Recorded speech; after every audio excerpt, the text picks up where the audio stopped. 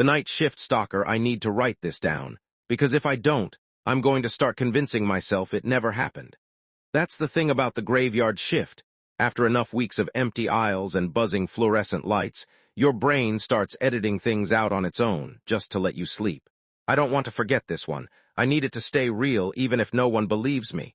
My name's Mara.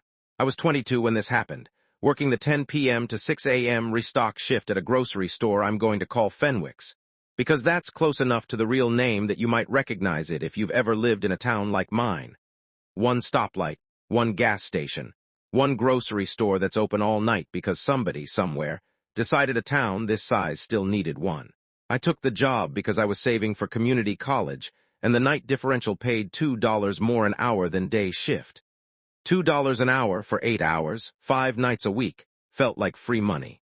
I didn't think about what I was trading for it. I didn't think about the fact that from midnight to 4 in the morning, Fenwick's Grocery has exactly one employee in the entire building, sometimes two, and the nearest other living soul is the gas station attendant a quarter mile down the road, and even he closes at 1 a.m. I want you to understand the store before I tell you what happened in it, because the geography matters. Fenwick's is shaped like a rectangle with 12 aisles running lengthwise, groceries on one side, household goods and pharmacy on the other, produce and registers up front, and a stockroom in the back behind 2 swinging rubber doors. The break room is off the stockroom, a windowless little box with a table, a fridge, and a bulletin board nobody updates. There's a security office too, barely bigger than a closet, with a bank of monitors that show every aisle from a fisheye angle, black and white, always slightly delayed, like the picture's thinking about what it wants to show you before it commits. Before I say anything else, I want to be clear that I'm not someone who ever believed in this kind of thing. I didn't grow up scared of the dark. I didn't watch horror movies through my fingers or refuse to say certain words out loud at sleepovers. I was, if anything, the friend who rolled her eyes when someone else got spooked, the one who'd turn all the lights on in a supposedly haunted house, just to prove there was nothing behind the walls but insulation and old pipes. I'm telling you that not to make myself sound brave, but so you understand that everything I'm about to describe happened to someone who started out looking for the boring, rational explanation every single time, right up until the boring explanations ran out. Overnight restock works like this. You get a manifest, a printed sheet listing what needs to go where, and you push a cart loaded with product from the stockroom out onto the floor, aisle by aisle, filling shelves until the manifest's done or the sun's coming up, whichever happens first. It's mindless work. Rip open a box, price check the label, slide the cans forward, break down the box, move to the next aisle. You get good at tuning out. You get good at letting your mind wander somewhere else while your hands do the job. I want to tell you a little about why I was there in the first place, because it matters later, when I try to explain why I didn't just walk out the first time something felt wrong. I dropped out of a 4-year program 2 years earlier, money mostly, though I told people it was finding myself, because that sounded better at parties than I couldn't make the math work. I was saving for community college classes, 1 semester at a time, cash only, no loans, because I'd watched my older brother spend a decade digging out from loans, and I'd promised myself I wouldn't do that to my own future. Fenwick's night differential was the difference between 2 classes a semester and 3. I did that math in my head more times than I'd like to admit, usually right around 2 a.m., usually right when the store felt most like it was holding its breath. The store itself had a personality that only showed up after dark, the way some people are a completely different version of themselves once the room empties out. During the day, Fenwick's was nothing, beige tile, buzzing carts, a manager's voice occasionally crackling over the intercom about a spill in aisle 4. At night, the same tile looked wet under the lights even when it was dry. The ductwork ticked as it cooled. The freezer aisle breathed out cold air in slow pulses that you could time, almost, if you stood there long enough, like the whole back wall of the store had lungs. I'm not saying any of that was supernatural. I'm saying it was the kind of place that trained you, without meaning to notice sounds you'd otherwise ignore. That's probably why it took me 3 weeks to notice anything was wrong. I wasn't paying attention yet. I was still new enough that every sound the building made was unfamiliar, which meant none of them stood out as wrong. They were all just part of the general strangeness of a job I hadn't learned the rhythm of yet. It took getting comfortable, ironically, before I had a baseline strange enough to notice the one sound that didn't belong to it. Nobody pays attention to the sound of a shopping cart in a grocery store. It's the most background noise there is. That's what makes it such a good place to hide one. The first time was a Tuesday, or maybe it was already Wednesday, because at 2 a.m. the days stop meaning anything and just become before and after you've had your break. I was in aisle 6, canned goods, restocking creamed corn, and I heard the unmistakable clatter of a cart's front wheel. The one that's always a little loose, always ticking against the frame in a rhythm that every stocker in America would recognize blindfolded. It was behind me, not far. Maybe 2 aisles over, drifting closer, that tick-tick-tick getting louder like someone was pushing it slow, deliberate. The way you push a cart when you're trying not to make noise, which if you think about it is a strange way to push a cart at all, because carts aren't quiet no matter how careful you are. I turned around, expecting to see Denny, the other guy on shift that night, a stalker who'd worked at Fenwick's longer than the assistant manager had been alive, pushing his own cart down from produce. Nobody was there. Just my cart, sitting where I'd left it, 3 feet behind me, wheels dead still. I remember standing there a second too long, the way you do when your body understands something is wrong half a beat before your brain agrees to think about it. Then I told myself the store's got weird acoustics. Old building, concrete floors, ductwork running the length of the ceiling, sound bounces around in there in ways that don't make intuitive sense. I'd heard my own cart. Echo, delay, whatever. I finished the aisle and didn't think about it again, not consciously anyway. But I noticed over the next few nights that I'd started listening, not on purpose. My ears had started doing it without asking me. Denny had worked at Fenwick's for 15 years, which in a town like mine is basically a life sentence you chose for yourself. He was maybe 60, built like a man who'd done manual labor his whole life, and intended to keep doing it until his body physically stopped him. And he had this habit of talking to you without looking at you. Like conversation was a task he was doing alongside his real work rather than instead of it. I asked him, casual as I could manage, if the store ever creeped him out. Working nights, I meant. All alone in a big empty building, no customers, no manager on the floor, nobody but the 2 of us, and whatever sounds an old building makes when it thinks nobody's listening closely enough to notice. He kept breaking down a box while he answered. You get used to it, he said. Store's got its own sounds. You learn which ones are the building and which ones are you being tired. Anything you never got used to? I asked. He stopped then, actually stopped, box half flattened in his hands, and looked at me for what felt like the first time all night. Just don't chase the cart, he said. I laughed because it sounded like a joke, the kind of thing older employees say to mess with the new hire. He didn't laugh. He went back to the box. What's that mean? I asked. Means what it means, he said. You hear a cart somewhere it shouldn't be, you don't go looking for it. You keep doing your aisle. It'll move on. I asked him what would happen if I did go looking for it, and he didn't answer that one at all. He picked up his manifest and walked toward aisle 9, and that was the end of the conversation. And I told myself again that he was messing with me, breaking in the new girl with a ghost story, the same as every job has some version of. I brought it up again a few nights later, half joking, during our overlapping break. Fenwick's break room had 1 table, 1 flickering light, and a coffee maker that only ever produced something that tasted vaguely of coffee-flavored dishwater. And Denny and I usually crossed paths there for 10 or 15 minutes around 2 a.m. You been messing with the new girl? I asked him, trying to make it sound light. The cart thing? He didn't smile. That was the first time I really registered that Denny didn't do a lot of smiling in general, and that the absence of it when I was fishing for a joke to land and it didn't, felt different than just a serious guy having a serious face. I don't mess with people about that, he said.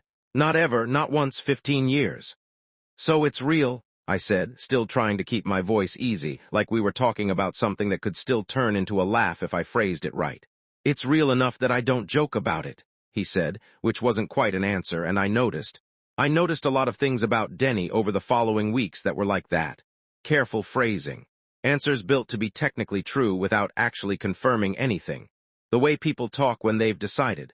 A long time ago, that saying too much out loud gives a thing more room to exist than it already has. He told me a little more that night, in the break room, under the buzzing light, in a voice pitched low even though we were alone. He told me that every stalker who worked nights long enough eventually heard it. That most of them, if they were smart or lucky or both, heard it a handful of times, got spooked, and either quit or learned to ignore it, the same as you learn to ignore a floorboard that creaks in a house you've lived in for years. He told me the ones who didn't learn to ignore it were the ones who went looking, out of curiosity or stubbornness, or the simple human inability to leave a mystery alone once you know it's there. Curiosity's the whole trick, he said. It's not loud, it's not scary, not at first. It's just a sound that doesn't belong and something in you wants to go explain it because people hate not knowing things. That's the hook. That's always been the hook. I asked him if he thought it, whatever it was, did that on purpose. Used curiosity as bait. He shrugged, and it was the first time all conversation he looked genuinely uncertain rather than carefully guarded. I don't know if there's a purpose left in there anymore, he said. I think it's just still doing its job, and I think the job, whatever's left of it, needs help finishing. And curious people are the easiest ones to ask. I believed the whole thing was an elaborate, oddly committed prank for exactly 4 more nights. The second time I did look. It was maybe 1 a.m., dead quiet. The kind of quiet where you can hear the refrigerator compressors in the dairy case cycling on and off 3 aisles away. I was in the paper goods aisle, and I heard the cart again, tick, tick, tick, that same loose front wheel, coming from the direction of pharmacy, at the far end of the store near the pickup counter that closes at 9 p.m. and sits dark and gated the rest of the night. I stood still and listened. It moved. Slow, unhurried, the way you'd push a cart if you were reading labels as you went, tick, tick, tick, pause, tick, tick, tick, pause. Exactly the rhythm a stalker makes. Exactly the rhythm I make every night without thinking about it. Denny's advice was still sitting in my head, the same way advice sits there when you've decided not to take it but haven't quite forgotten it either. I told myself it was him. Working a different section is all. I decided to go say hi, partly because I wanted the company and partly, if I'm honest, because some small, dumb animal part of my brain needed to see a person attached to that sound before it would let me relax. I walked toward it. The sound kept its distance, always 1 aisle ahead of me, always just around the next end cap, the way your own footsteps sound like they're following you if you walk fast enough down a hallway. I told myself that's all it was. Acoustics. My own cart's ghost bouncing off the concrete. Except my cart was sitting back in paper goods where I'd left it and I hadn't brought it with me. I got to the pharmacy section and there was no one there. No cart. The pickup counter was gated and dark like always. The only sound was the hum of the overhead lights, and somewhere behind me now, one single tick of a wheel, like whatever had been moving, had just stopped, right at the edge of where I could still hear it, right when I stepped into the light. I did not sleep well that day. I told myself it was just the switch to nights messing with my circadian rhythm. Everybody says that does weird things to you. I told myself that a lot over the next couple weeks. It bled into my life outside the store in small ways I didn't notice at first. I started leaving lights on in my apartment that I used to be fine turning off. I caught myself listening, in the grocery aisles of a completely different store on my day off, buying my own groceries, half expecting to hear a loose front wheel 2 aisles over even though nothing there had any reason to follow me. My roommate asked me twice if I was doing okay, if the night shift was wearing on me, and I said yes. Just the schedule, the hours, the usual thing everyone says about working nights. Because the actual answer felt too small and too strange to say out loud to someone who'd think I was joking. Or worse, actually worry about me in a way I didn't know how to be worried about myself yet. I kept working, though. That's the part that still surprises me when I look back on it. How quickly ordinary financial necessity flattens out extraordinary fear into just another condition of the job. The way people who work with dangerous machinery or in dangerous weather learn to hold 2 truths at once. This could hurt me, and I have bills due on the 1st. I want to introduce someone else now, because this story isn't only about a cart, even though the cart is the reason I started paying attention. There was a man who came into Fenwick's almost every night around 3 a.m., always alone, always in a long dark coat regardless of the season, and always bought the exact same 3 things. A loaf of white bread, a carton of eggs, and a single can of what I want to say was creamed corn, though it might have been green beans. The memory's gotten slippery on that detail, and that bothers me more than it should. I only ever saw him at the registers, since I worked stock, and he came through checkout. But Priya, the assistant manager who covered some of our overlapping nights, told me he'd been coming in at that same time for as long as anyone at the store could remember. Never spoke beyond what was necessary. Paid cash. Always exact change down to the penny like he'd counted it out at home before he left. I asked Priya once if she knew his name. She said no one did. She said new employees always asked about him in their first month and stopped asking after that. And when I asked her why they stopped, she just shrugged and said, "You'll understand eventually," in a tone that made it clear she didn't want to elaborate. and I let it go because I had my own thing with the cart to not think about, and I didn't have room in my head for a second mystery. I bring him up because of what happened the third week. On a night he came in later than usual, closer to 4 a.m., and I happened to be restocking the aisle right beside the registers when he checked out. He paid his exact change. Priya bagged his 3 items, and as he turned to leave, he looked past her, down the aisle toward the back of the store, toward the stockroom doors, and he said, quiet almost to himself, "Still pushing that cart, is it?" Not a question. A statement, flat, tired, like a man remarking on the weather. Priya didn't answer him. She didn't even look surprised. She just bagged the next thing, except there wasn't a next thing because he was her only customer, and she just stood there a second like she was waiting for him to be gone before she let her face do anything. He left, the automatic doors slid shut behind him. I walked up to the register because I couldn't not ask. "What did he mean by that?" Priya looked at me a long moment. "You've heard it too," she said, not a question either. I said yes. She told me then the only story anyone at Fenwick seemed willing to tell about it, though she made it clear she was only repeating what she'd heard when she started, years back, from someone who no longer worked there. The story goes like this. Long before Priya's time, back when Fenwick still had a full night crew instead of just 1 or 2 people, there was a stalker, nobody remembered his name, or nobody would say it, one of the 2, who worked the exact same overnight shift I worked now. He was, by every account she'd been given, meticulous, methodical. The kind of employee who took genuine pride in a well-stocked shelf, who lined up labels so the whole aisle faced front, who never left early even when the manifest was done, because he'd just find something else to straighten. One night he didn't clock out. That part everyone agreed on. His car was still in the lot in the morning. The stockroom was locked from the inside, the way it should be at shift's end. His cart was found in aisle 6, canned goods, same aisle I'd been in the first night I heard it, half unloaded. A case of creamed corn split open on the floor, scattered like he'd dropped everything mid-motion. He was never found. Not fired, not quit, not anything with a paper trail. He simply stopped existing as far as Fenwick's records were concerned. The way people did in stories that get told by people who weren't there for the actual event and have had years to smooth the edges into something tellable. And ever since, Priya said, overnight stalkers who worked there long enough hear a cart. Always the same wheel, always that particular hitch. Moving through the aisles at hours when nobody else could be pushing it.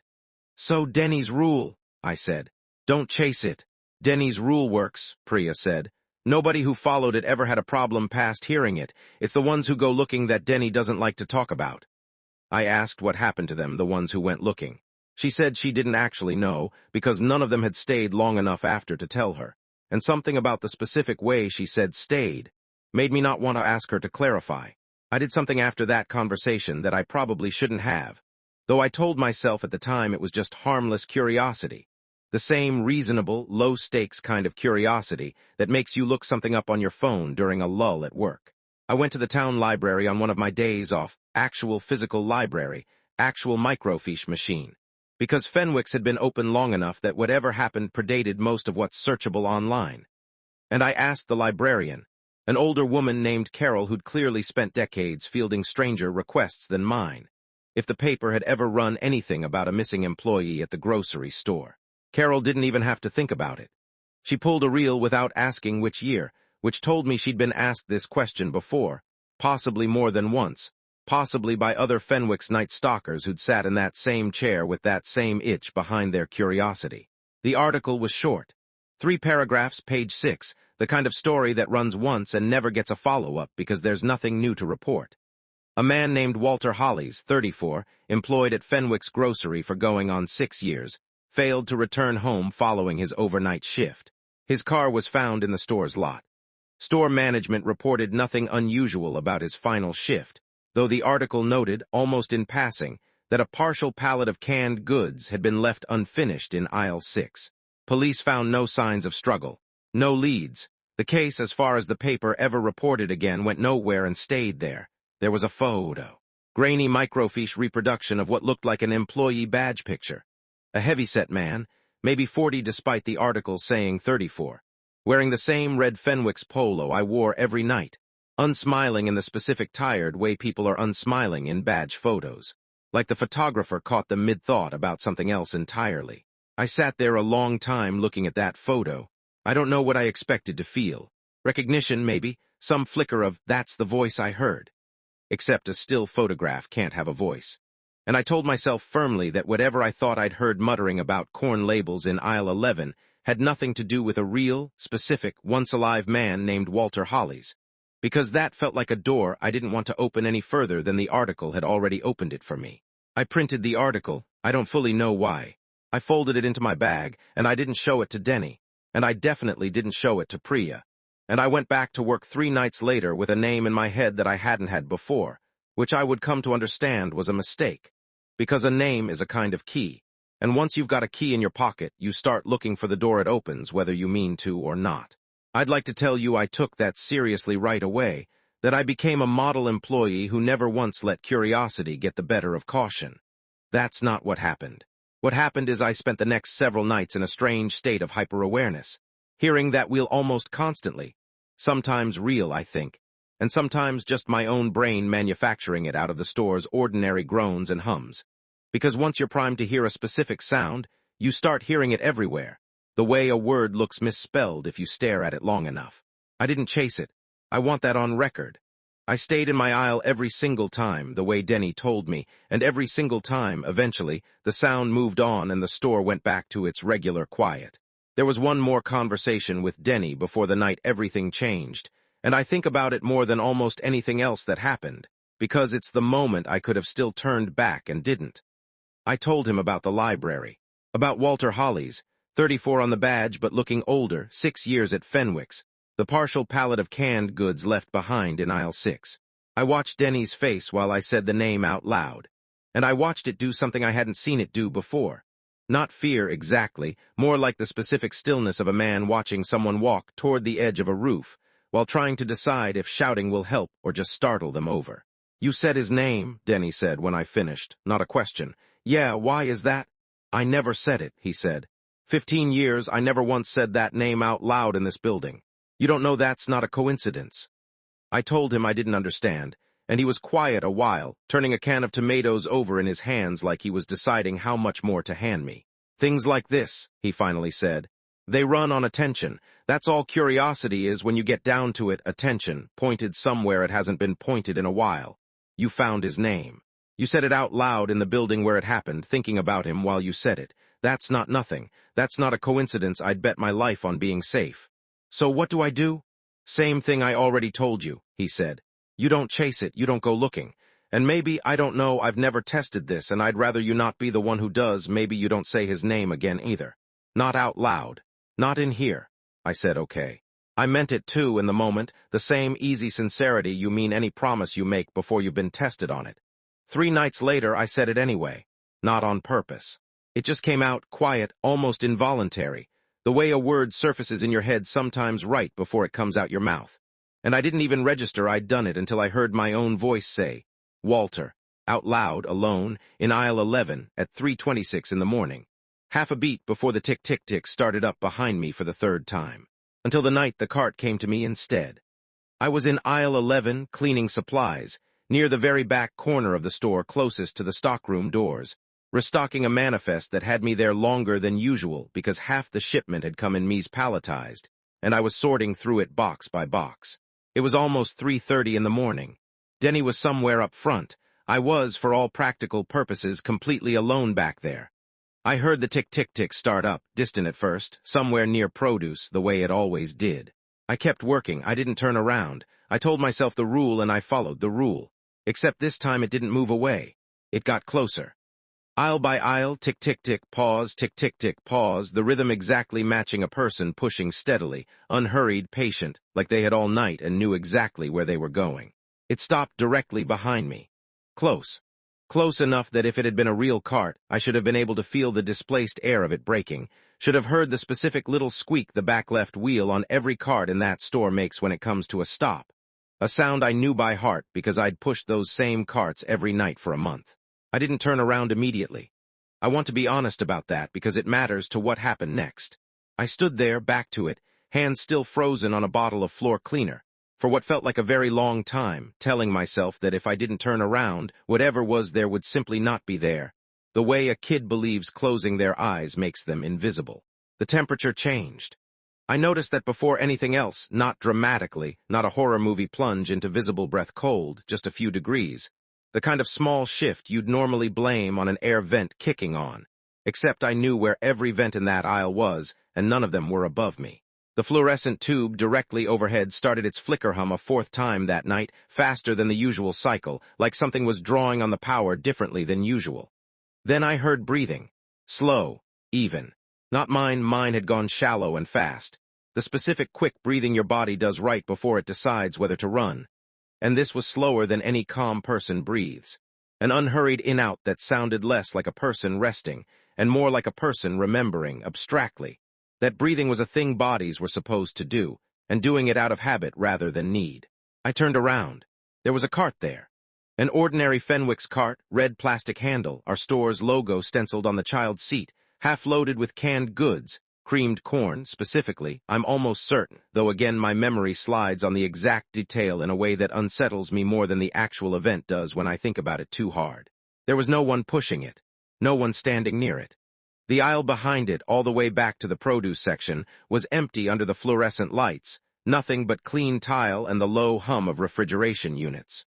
And the cart was between me and the only way out of that dead-end back corner. I'd love to tell you I did something clever. I didn't. I did the thing every prey animal does when its brain runs out of better ideas. I stood absolutely still, and I stared at the cart, and I waited for it to do something, because some instinctive part of me understood that whatever was happening, it wanted a reaction from me more than it wanted anything else, and giving it one felt like the single worst thing I could do. The cart's front wheel ticked once on its own, a small movement like something had shifted its weight against the handle. Just once. Then stillness. I don't know how long we stayed like that. Long enough that my legs started shaking from holding one position. Long enough that the fluorescent light above me did its little flicker hum cycle 3 separate times, which normally happens every few minutes, so I was there a while. Eventually, and I want to be precise about this, because it's the detail that still keeps me up, I heard very quietly, very close. A voice that wasn't quite a whisper and wasn't quite normal speech either, pitched exactly the way you'd talk to yourself while doing repetitive work you'd done 10,000 times before, half a private mutter, half a habit. Corn goes label out, corn goes label out, corn goes label out, over and over. The same 3 words, coming from somewhere at or slightly behind the cart, at roughly the height a person would be standing if they were leaning over it to check a can's label, except there was no one there for the voice to be coming from. I ran, I'm not ashamed of that. I went straight past the cart. It didn't move, didn't block me, just sat there, mute again the second I moved. And I didn't stop until I was back at the registers, where Denny was standing with his own cart, looking at me like he already knew exactly what my face was going to say before I said it. You went looking, he said, not angry. Just tired the way you're tired at someone who's finally learned a lesson the hard way after you tried to hand it to them the easy way. I told him everything. The voice, the corn, the empty cart that shouldn't have had breath behind it. He didn't seem surprised by any of it, which somehow scared me worse than the thing itself had. He just nodded slow, like I'd confirmed something he already knew the shape of. That's him, Denny said. Still doing his job, 15 years and he still hasn't clocked out. I asked Denny right there at the registers with my hands still shaking why nobody had ever done anything about it. Called someone. A priest, a paranormal group, anybody. Why the store just kept operating like this was a normal condition of employment, like the health insurance or the $2 night differential. He gave me a look like I'd asked why the sky does what it does. Corporate doesn't care what happens on 3rd shift as long as the shelves are stocked by 6, he said. And what would you even tell them? A stocker's still stocking, 15 years late. You want to be the one who puts that in an incident report. He had a point I didn't like. I asked him what I was supposed to do now. Quit, obviously, felt like the only sane option. Except $2 an hour sane options don't pay for community college. And some ugly practical part of me was already doing math about whether I could just follow his rule better going forward. You don't go looking, Denny said again like it was the only answer he had because maybe it was. That's it. That's the whole trick. He's not out to get anybody, he's just still working. You let him work and you do your job and you both get through the night. I asked him if he'd ever seen it. The cart up close the way I just had. He was quiet a second. Then he said, once, my 2nd year here. Learned my lesson same as you just did. I asked what happened to make him learn it. He picked his cart back up, started pushing it toward aisle 4, and over his shoulder, not quite looking back at me, He said the only other thing about it he ever said to me before or after. I got out of that dead-end aisle before he asked me to help him finish the shelf. There's one more person I need to tell you about before I get to the end of this, because he's the reason I stopped trying to solve anything after that night. The man in the long coat came in again about a week later, same time as always, same 3 items, same exact change counted out to the penny. I was covering registers that night because Priya had called out sick, and for the first time in the month I'd worked there, I was the one ringing him up instead of watching from an aisle away. I don't know what came over me. Maybe it was that I'd already broken every other rule I'd been given, so one more felt like it barely counted. I asked him as I bagged his eggs if he'd known Walter Holly's. He went very still. Not dramatic, just the stillness of a man deciding carefully how much of an answer a stranger has earned. Everybody who's lived here long enough knew Walter, he said. Good man, dull as a Tuesday, God rest him, but a good man. Never missed a shift in 6 years. That's the kind of thing that either makes you a saint or makes you the exact kind of person a place like this doesn't let go of easy. I asked him what he meant by that, a place not letting someone go.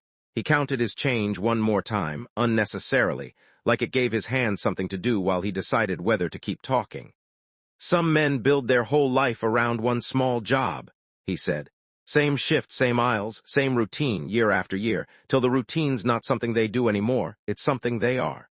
You take a man like that, and something happens to him mid-shift, sudden, before he's had time to become anything else.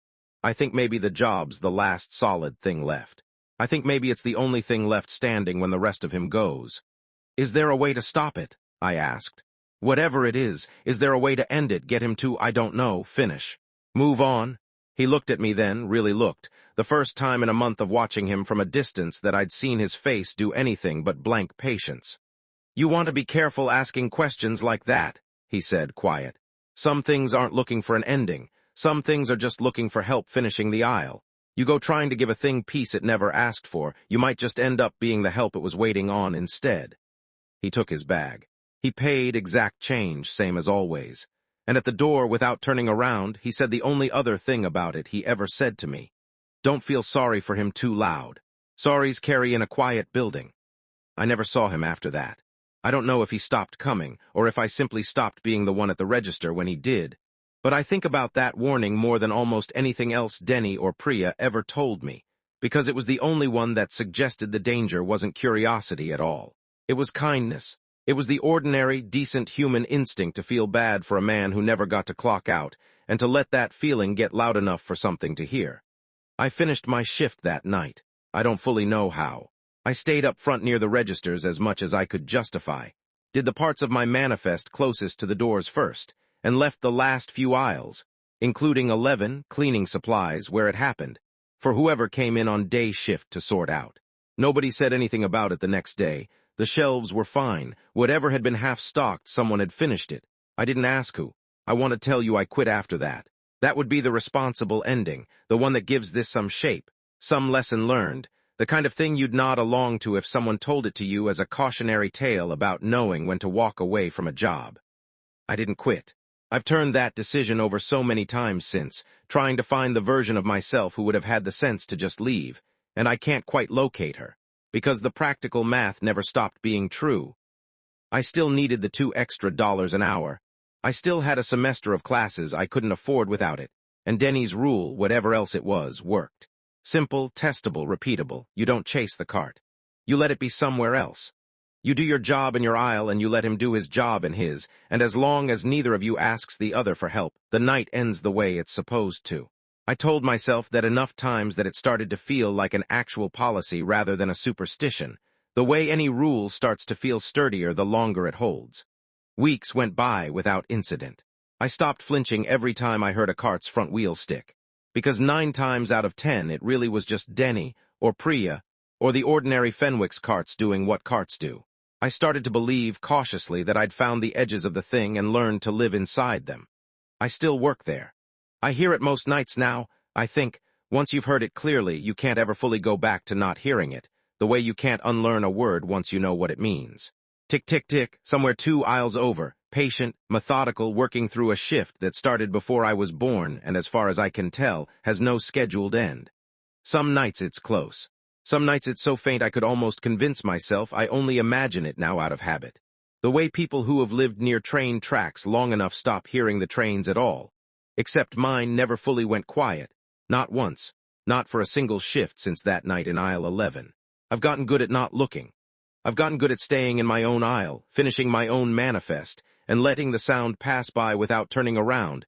The same discipline Denny's had for 13 years since his one bad night. The same discipline that Stalker himself apparently never managed once, back before any of us worked there. Back when whatever kept him from clocking out first happened. I think about Walter sometimes during the quiet stretches, more than I probably should given everything I've been told about not feeling sorry for him too loud. I think about 6 years of never missing a shift, of lining up labels so a whole aisle faced front, of the specific dignity some people build out of doing an unglamorous job well, because it's the only thing in their life that's fully theirs. I think about how easy it would have been for that to be any of us. Denny, Priya, me. There's one thing I haven't told anyone, not Denny, not Priya, not even in the version of this I've rehearsed telling other people, and I'm only putting it here because I said at the start that I needed this written down honestly or not at all, and honesty means including the part that scares me most to say out loud. 2 nights ago, restocking canned vegetables, alone, aisle 6, the same aisle where they found his cart, empty case of corn split open on the floor, all those years ago. The aisle I try to finish quickly every single shift for reasons I never had to explain to myself until just now. I heard the tick-tick-tick start up behind me, closer than usual, closer than it had come since that first bad night in 11, closer, if I'm being precise about it, than Denny's rule had ever technically been tested against. I kept my hands moving. Cans forward, labels out, the same motion I've done 10,000 times now, and I focused on that motion the way you focus on breathing during something painful, like the task itself could be a kind of shield if I just gave it enough of my attention. And under the wheels, so quiet I told myself for a full minute afterward that I'd imagined it, I heard the voice again. Not muttering to itself this time. Not the private, repetitive habit speech of someone lost in a task they've done 10,000 times. The corn goes label out chant I'd first heard in that dead-end back corner. It said my name, just once. Quiet, almost polite. The specific quiet politeness of someone who's spent a very long time being patient, who understands that asking twice or asking loud tends to scare people off before they've had the chance to say yes. The way you'd say someone's name if you needed a hand finishing a shelf before the sun came up. And you'd finally, after all these years and all those other stalkers who came and went and never once turned around when it mattered, found someone who might actually answer. I didn't turn around. I finished my aisle, can by can, label by label, the whole time listening to my own heartbeat instead of whatever was standing behind me waiting to see what I'd do. I clocked out at 6 like always, and I drove home in the gray, not quite morning light that overnight shifts leave you with. And I told myself the same thing I've told myself every night since. You don't chase the cart, and you don't answer when it starts using your name instead of its own 3-word chant. I don't know how long that rule is going to keep working. Denny's had 13 years on it. Walter had 6 before whatever happened to him happened. I've had barely 2 months, and it already knows my name, which feels like it's further along in whatever this process is than I'd like to admit to myself at 3 in the morning. I don't know what happens on the night the rule stops being enough. Whether it escalates the way everything else about this has escalated, slow and patient, and always one small step past where I'd convinced myself it would stop, or whether it simply keeps asking, politely forever, the way I imagine Walter must have been asked, once, by whoever or whatever came before him in that same aisle, going back further than any of the stories Denny or Priya or the man in the long coat ever bothered to tell me. Because maybe nobody left alive actually knows where the asking started, only that it's still going, one patient shift at a time, waiting for somebody tired enough or kind enough or simply unlucky enough to finally say yes. I just know I'm not the one who's going to find out first. I've made sure of that every night since, the same way Denny has for 13 years, the same way I hope whoever reads this after me will have the sense to make sure of it too. If you ever find yourself working somewhere the shelves get stocked a little too well on nights you swear you left half a manifest unfinished, check the aisle before you leave. If something's already been straightened that you didn't straighten yourself, don't say thank you out loud. He's listening for it.